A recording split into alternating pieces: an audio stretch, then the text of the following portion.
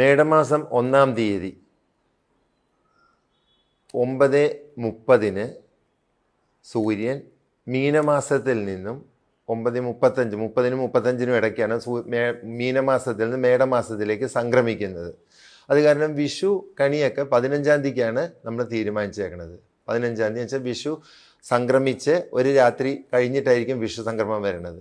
ആ വിഷു കണിയൊക്കെ നമ്മൾ വയ്ക്കുന്നത്. ആ വിഷു കണിയോടനുബന്ധിച്ചുള്ള രാശികളുടെ ഫലം പറയുക വെച്ചാൽ ആദ്യം നമ്മൾ മേടൻ രാശിയുടെ ഫലം പറയുന്നത്. അശ്വതി, ഭരണി, കാർത്തികക്കാല് ഉൾപ്പെടുന്ന 2.25 നക്ഷത്രങ്ങളാണ് മേടക്കൂറിൽ വരുന്നത്.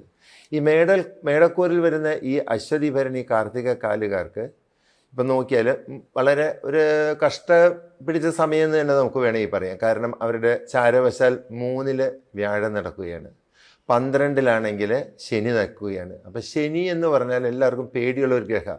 കാരണം ശനിയുടെ ഏറ്റവും മെയിൻ ജോലിയാണ് ആളുകളെ തട്ടിയിടുക, വീഴ്ത്തുക എന്നുള്ളത്.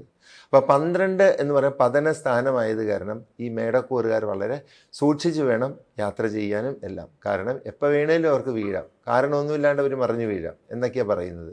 12-ലെ ശനിയുടെ ഒപ്പം അതിപാപനായിട്ടുള്ള കുജനും കൂടിയുണ്ട്. അപ്പോൾ ഇവർ രണ്ടുപേരും കൂടി ചേർന്ന് നിൽക്കുമ്പോൾ അഗ്നിമാരുത യോഗം എന്ന് പറയുന്നൊരു യോഗം നടക്കുകയാണ്. അതിൻ്റെ പൊട്ടിത്തെറിയാണ് നമ്മൾ ലോകത്തിൻ്റെ പല ഭാഗത്തും ഇന്ന് കാണുന്ന യുദ്ധങ്ങളുടെ എല്ലാം കാരണം.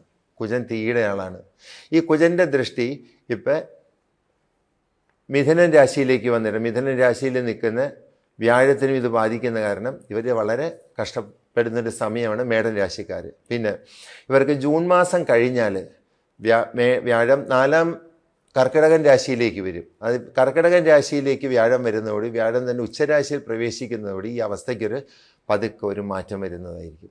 ഇതുകൂടാണ്ട് രാഹുകേതുക്കളുടെ ഒരു മാറ്റമുണ്ട്, അത് ഡിസംബറിലാണ്. അതും ഇവർക്ക് വളരെ പ്രതികൂലമായിട്ട് വരും. അപ്പോൾ ഇവർ ശാസ്താ ക്ഷേത്ര ദർശനം, അതുപോലെ തന്നെ വിഷ്ണുപ്രീതിക്കായി വിഷ്ണു ക്ഷേത്ര ദർശനം, സർപ്പപ്രീതിക്കായി സർപ്പസങ്കേതങ്ങൾ സന്ദർശിച്ച് പ്രാർത്ഥിക്കുക, ഇതൊക്കെയാണ് ചെയ്യാവുന്നതായിട്ടുള്ള വഴിപാടുകൾ.